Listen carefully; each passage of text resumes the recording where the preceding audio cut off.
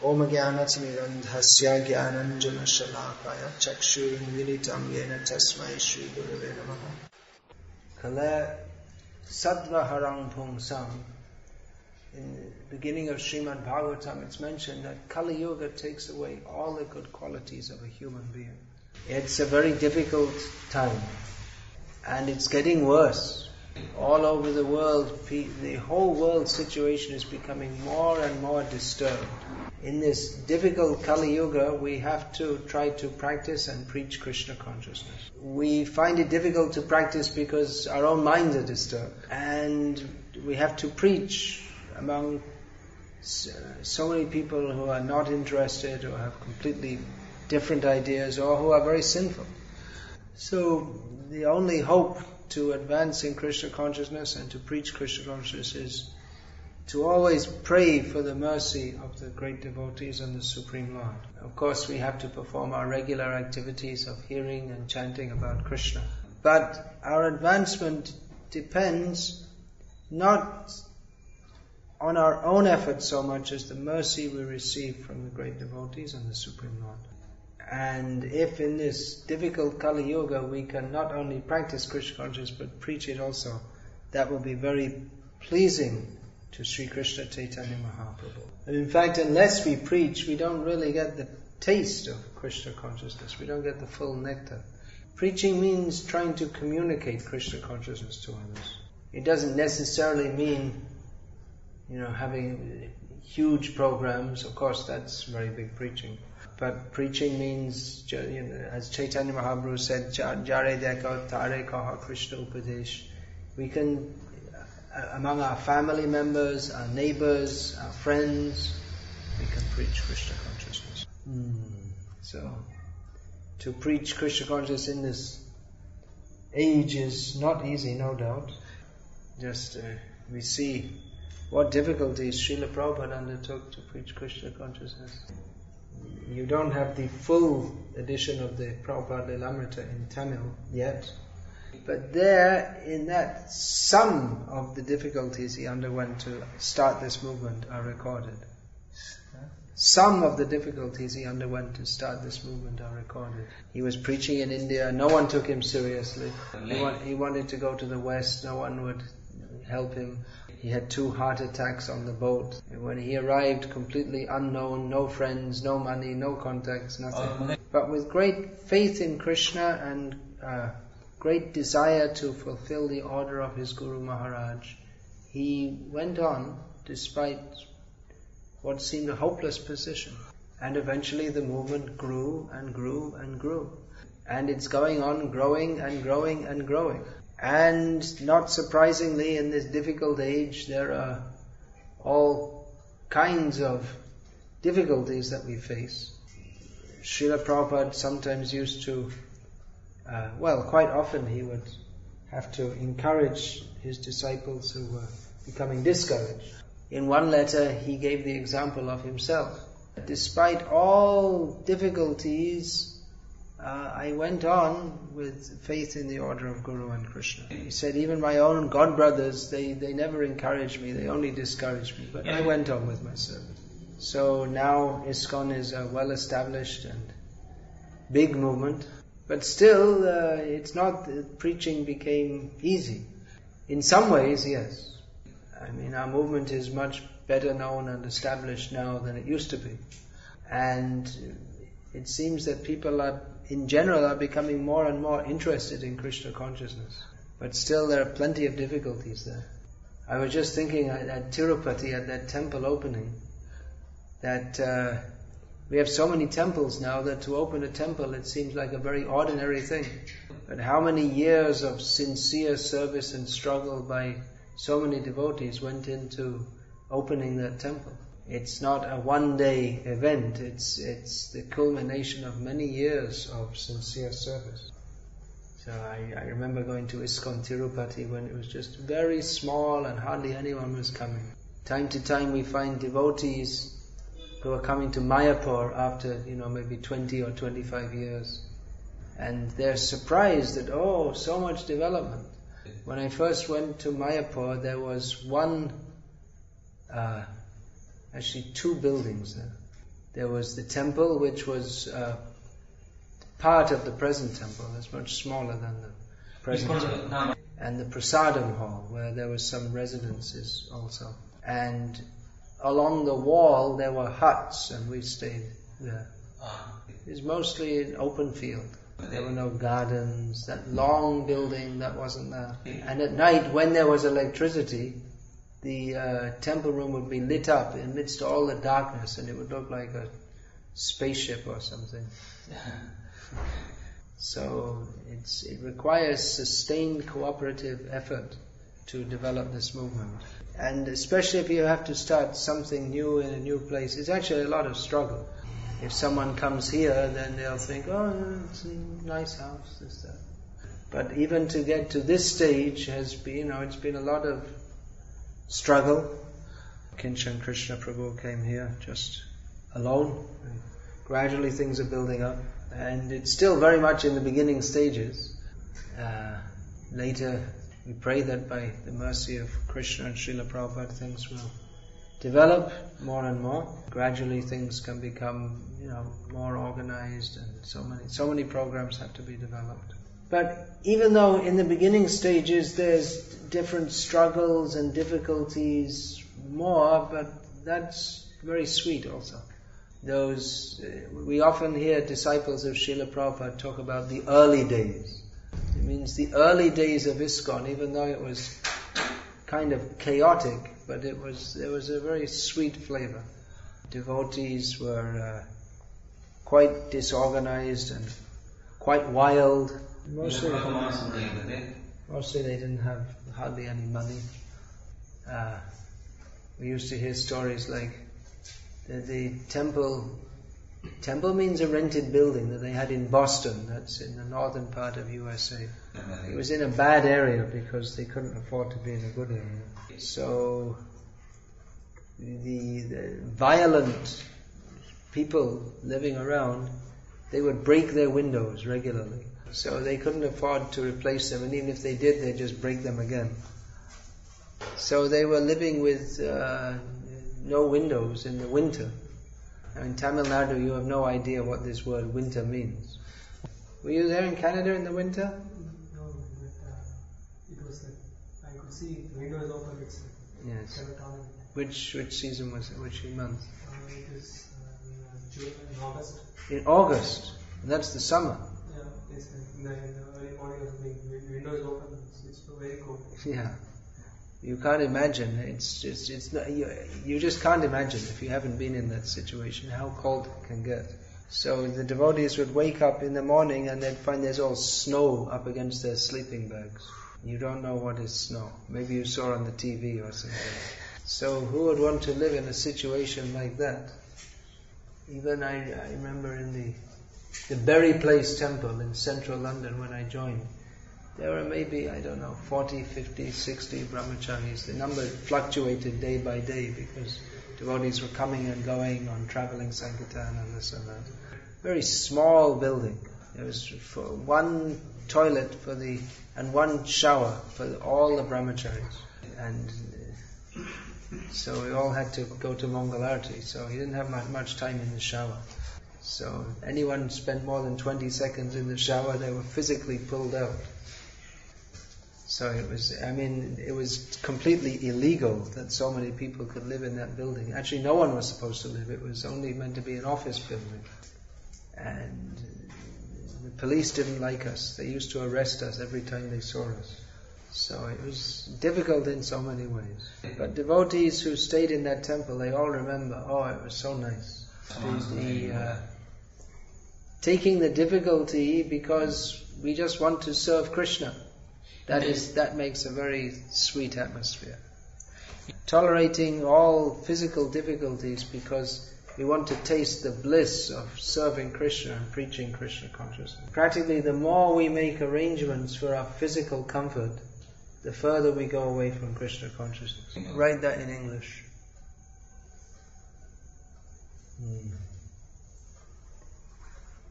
And we were talking yesterday, was it? I was talking about the 6 Goswamis of Vrindavan, that they were so much absorbed in Krishna consciousness that they forgot about their bodies. Nidrahara viharakadi vijito. They conquered over eating and sleeping. Practically they stopped eating and sleeping. Well, that's not possible for everyone. But that's all.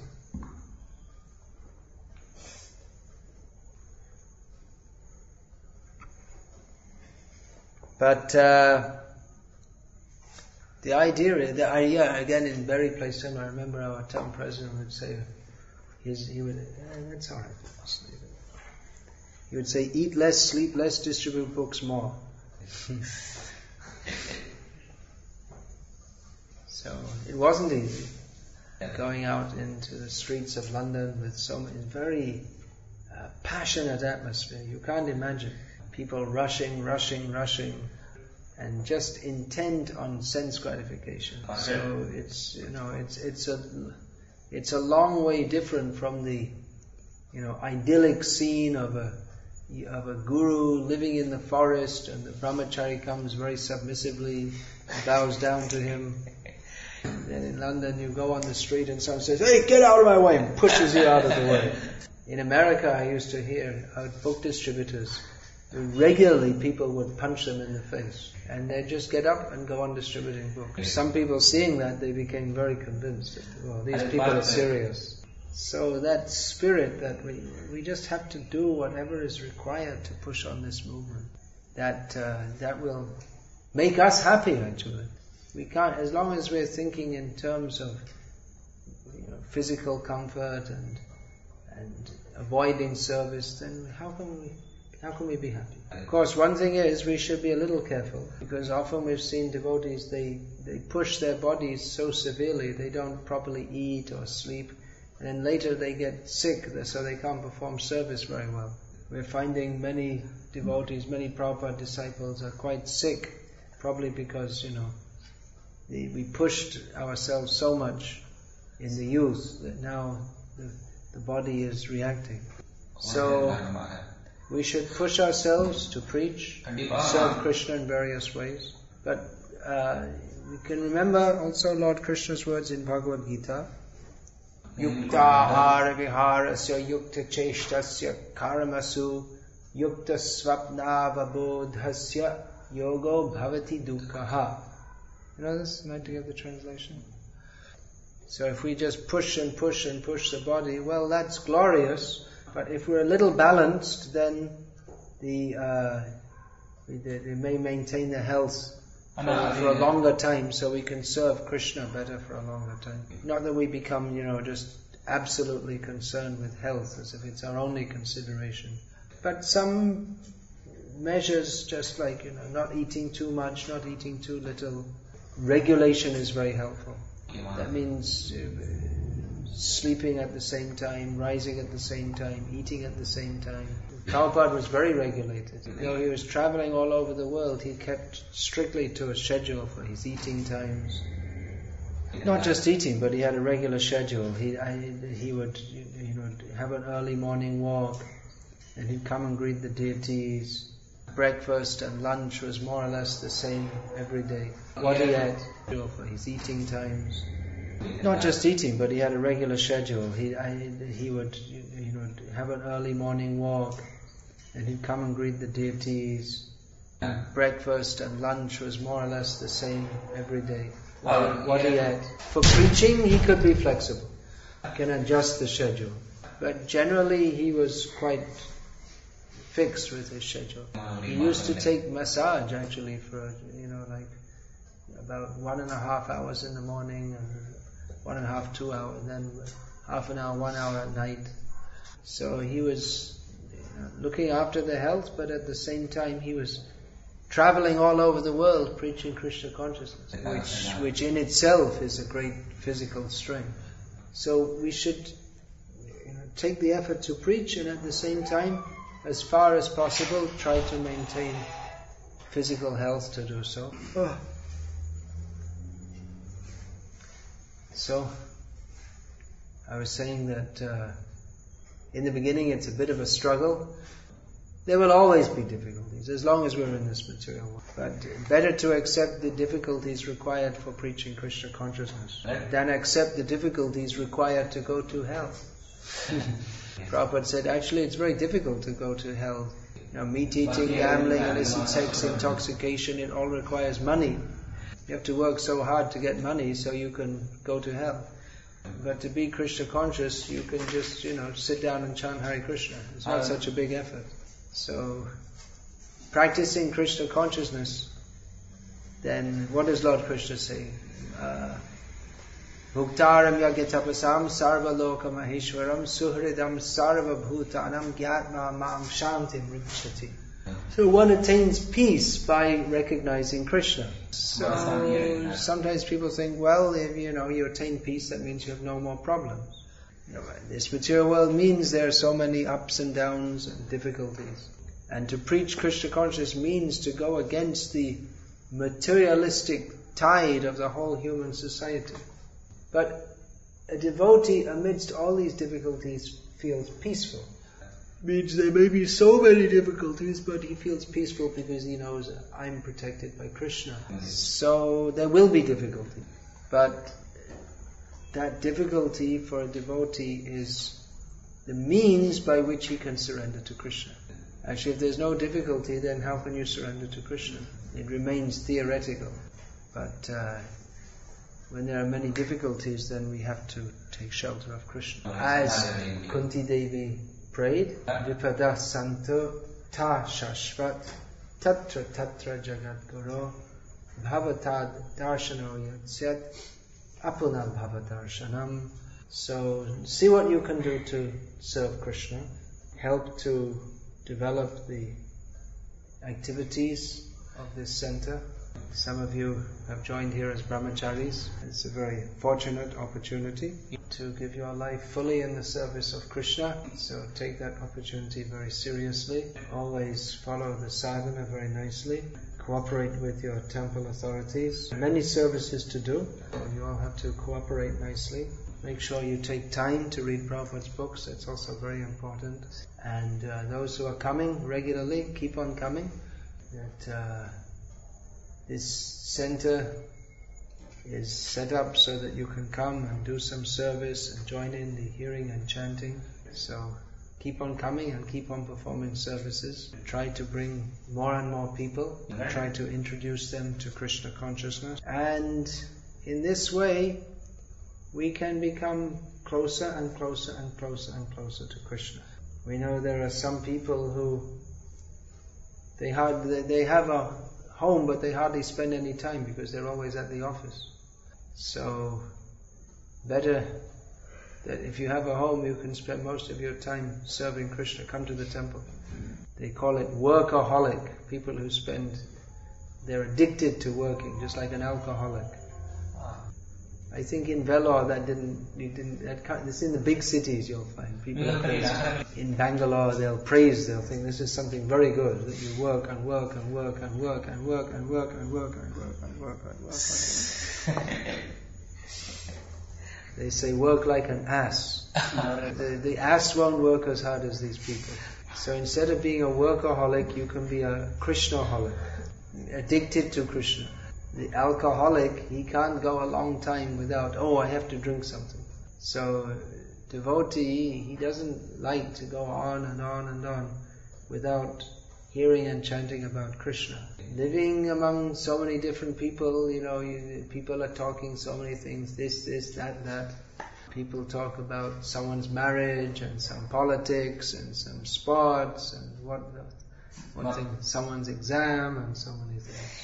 The devotee is thinking, I just want to talk about Krishna. So people will think you're crazy. And you should understand that people who are not interested in Krishna, they are crazy. Because they're spoiling their valuable human form of life. Labdva sudurlabhamidam bahusambhavante manusham artadam anityam api hadhira turnam yatetana pated anumrityayavan nishriyasaya Vishaya Kalu Sarvata Syat. You know this one? It's quite a long one. Should we go through it line by line? Labdva Sudurlabha. Now we have got this rarely attained human form of life. Very rarely attained. You can see anyone. You see famous people, Chief Minister, Prime Minister, Miss World. Just a few years ago, the same Atma was in the body of a frog or a dog or a cat. And after a few years, we'll again be in such a body. It's Miss World today and a pig in the street tomorrow. So this human form of life is very rarely attained. After many births, it is attained. But it doesn't last long. Pig, dog, frog, cat, tree, ant, bee, bird, human, and then again cat, dog, tree. It doesn't last long, but it is an opportunity to get free from being a dog, a cat, a hog, a snake, and so many things. Therefore, someone who is very clear-minded and very clear in understanding what they should be doing, you think, well, this human form of life is very valuable, but it doesn't last long. We have to die soon. So before we die, we should we should practice so that we don't have to be born again. People say, well, you should enjoy yourself. Go to a party, drink, booze, champagne. How much? One bottle of champagne? 3,000 rupees, maybe one bottle, I don't know. That's arak. Yeah. They're in the excise department. Yeah.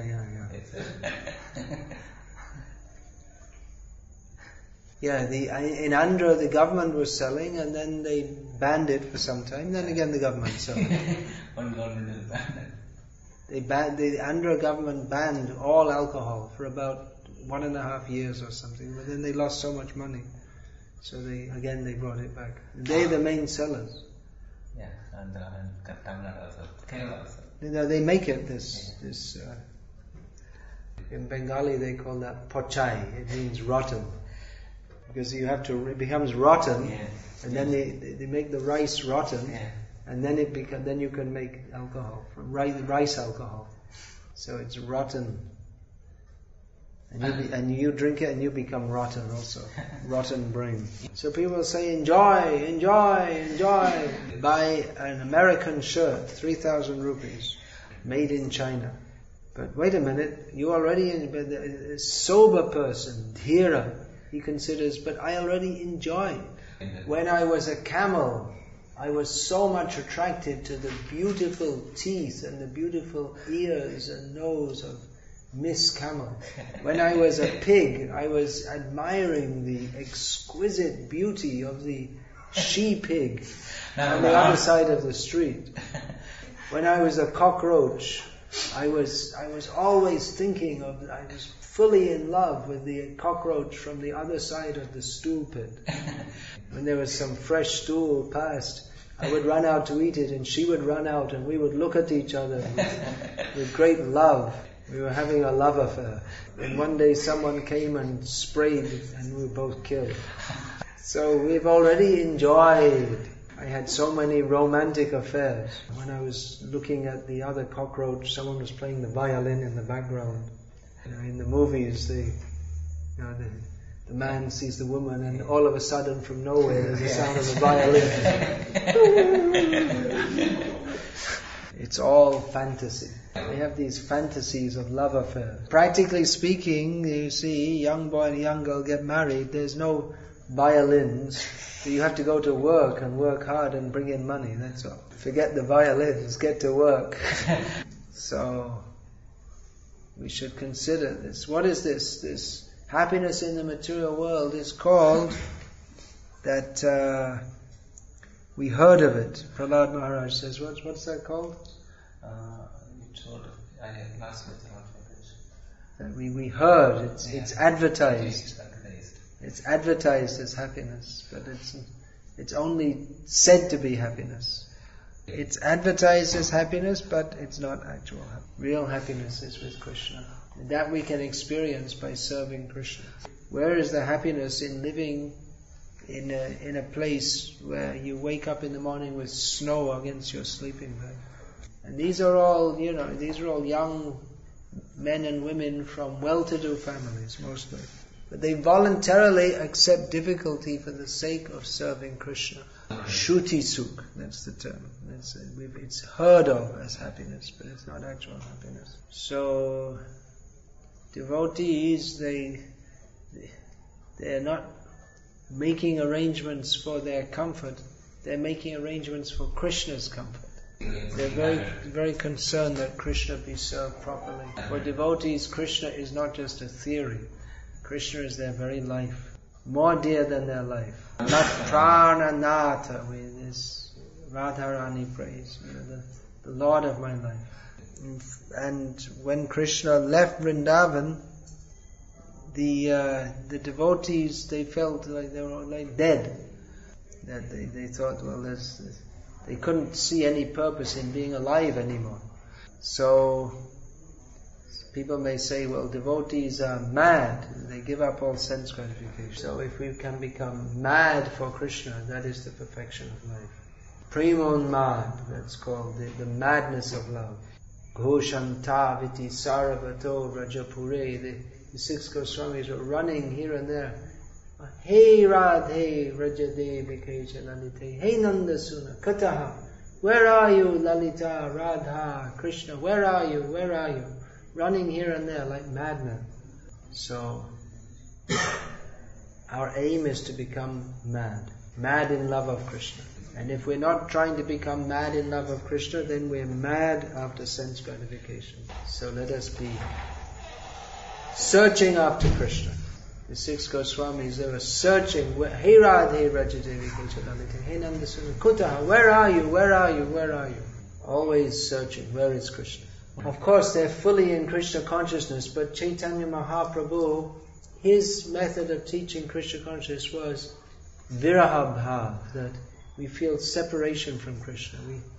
We never feel, now I caught and captured Krishna. Always thinking that I have to attain Krishna. This very strong feeling. So that feeling that I have to find Krishna. Nothing else in the world matters. So this is the method of serving Krishna recommended by Chaitanya Mahaprabhu. So let us push on this movement despite all difficulties. Don't be discouraged. Maya is always trying to take away our enthusiasm. Maya will say, why do this? But we should not listen to Maya. We should listen to Prabhupada, who tells us, just keep on this path and Krishna will help you. So we should remain in Krishna consciousness with great enthusiasm and determination and patience. These basic qualities are required. Without enthusiasm, then how can we do anything? But enthusiasm doesn't mean just for 1 or 2 minutes or 1 or 2 days, but determination. And that determination, that is also determination and enthusiasm accompanied by patience. Patience means we maintain our determination and enthusiasm even if it doesn't seem as if we're getting the result. We shouldn't expect to get, to come to the level of the 6 Goswamis in 6 days. We've been in this material contamination for unlimited lifetimes. To get free from lust, greed, anger, illusion, envy and madness, it's going to take some time. But we should have faith that by the process of chanting the names of Krishna, associating with devotees, and sincerely trying to serve Krishna, Krishna will surely help us. Krishna is not some ungrateful kind of person. Krishna, he is very pleased with the sincere efforts of his devotees. Even a very neophyte devotee is to Krishna very special. Krishna reciprocates. Yeyatamam prapadyante tangs tathaiva bhajami aham. So let us try our best to serve Krishna. As it is said, if we make 1 step towards Krishna, Krishna makes 10 steps towards us. Krishna is always ready to help us. We just have to show Krishna that, yes, we're very serious to come to him. Hare Krishna, Krishna Krishna, Hare Hare, Hare Rama, Rama Rama, Hare Hare. Any question or comment about this? I have a question. Please.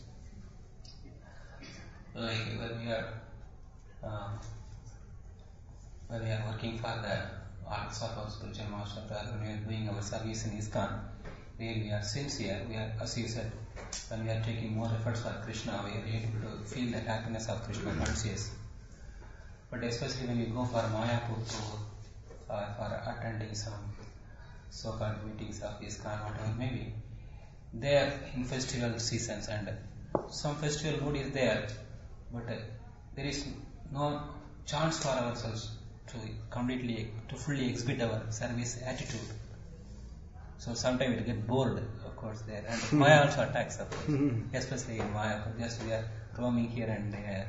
There is no practical activity. You want to translate in Tamil? Therefore, we should, before going, we should realize the value of going to a holy place. And we should have some program so that we properly utilize our time. If we have extra time, then we should think that, okay, while I'm here, I'm going to read 3 hours a day or something like that. Or if we don't, if we don't have so much aptitude to read so much, then we could ask for some service, maybe serving prasada, or we can join the kirtan. We should always keep engaged. Have some program to keep engaged. Don't get caught by chit-chat. Chit-chat destroys bhakti. I don't have that problem in Mayapur. I've become, I think, more busy. But actually, I don't have what you could call free time hardly, because there's so many things to do in Krishna's service. Actually, for the last few days, I've been having a little bit of a holiday, because my work on my Bhakti Siddhanta book is more or less actually finished. So I did a little bit of work on some other books. I did a little bit of work on some other books. But I thought before getting into any major project, I'd do some extra reading and chanting, which I've been wanting to do for the last few years. So, like this, we should, if we have extra time, then utilize it for hearing and chanting about Krishna. But it also shows the importance of how we need to keep fully engaged. Because you may think, well, I have so many services. But if we didn't have enough services, we'd probably all be in Maya. Because, we're not so advanced that we can just sit down and chant Hare Krishna all day like Haridas Thakur. So we require to perform so many services. That's why probably this, like going on Padayatra is probably, if I say you should go and sit in Mayapur and read, you'll just space out probably, actually. If you're on the Vidvan, that would be alright. Hare Krishna. I had a doubt that as we are doing many services to Krishna, which service will satisfy Krishna more? Well, it's not so much which service we perform, but the attitude with which we perform it. It's very well known, the story of the monkeys throwing the big rocks in the sea and the squirrel pushing some sand.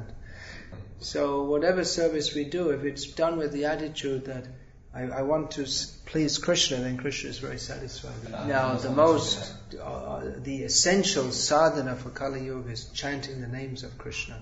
And Prabhupada definitely stressed the distribution of his books. But more important than anything is the attitude with which we perform. So,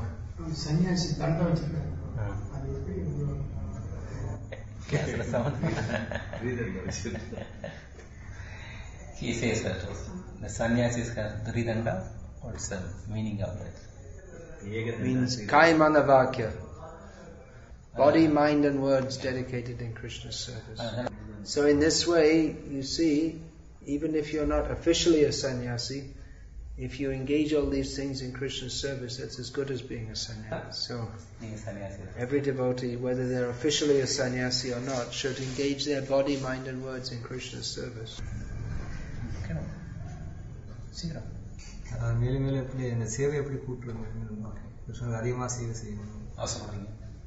He says that still I want to increase my devotional service to Krishna more and more. What I should do? Serve Krishna more and more. Correct.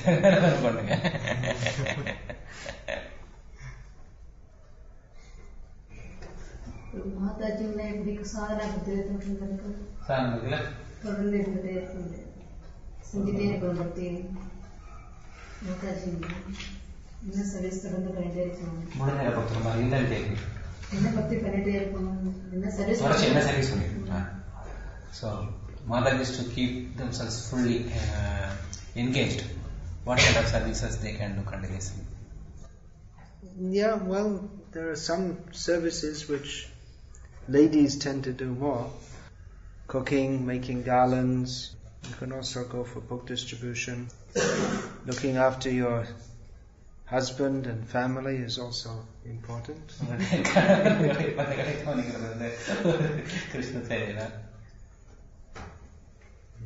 That should also be done.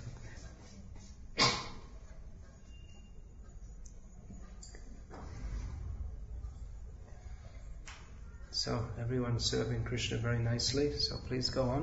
Guru Nathan Gopal Das has an ambition that there must be a temple. Wherever he's going, he's looking. What is this land? Actually, just opposite that, where we were in the last place, opposite the Brahma Kumaris, then just opposite that there's a street and there's an old broken house and a big space adjoining the church land. Some private property, it looks like. The main road? No, not on the main road. Next road. You go, as you see, I used to go to the professor's house. Yeah. As you go and you turn left, there's a broken down house and some open field. Yeah, and that's adjoining the church property. Yeah. There's a big open... And that's an indigenous man. Yes. Yeah. You can ask them to donate. Yeah. They have, one man is ready. The one is, now 4 sons are there. So one son is already in city gardens. But it's like brothers and their brothers are not coming together. It becomes difficult to take some decision further. But actually one man is very much willing. He has already donated 20,000 for our land. City gardens. One of the joint owners. One of the brother. He actually wants to give to ISKCON. But he, along with other brothers, they are Vaishyas. They don't come to any... As he said, since they are not able to come to any united decision, it's just lying down. They are not able to sell also, they are not able to donate also. That house. They are quarreling among themselves. Yeah, quarreling among themselves. To tell them they can all come together and give it for making a nice temple for Krishna. You can ask. You can tell, there's no harm. The worst they can say is no. Yeah. Prabhupada often, he used to say that just like there was a huge hall in Chicago, and Prabhupada, he said to the mayor of Chicago, you give it to us. He said, we will improve the life of so many drug addicts. We shall help to solve this problem. Give us facility. So no harm to ask. Okay then, so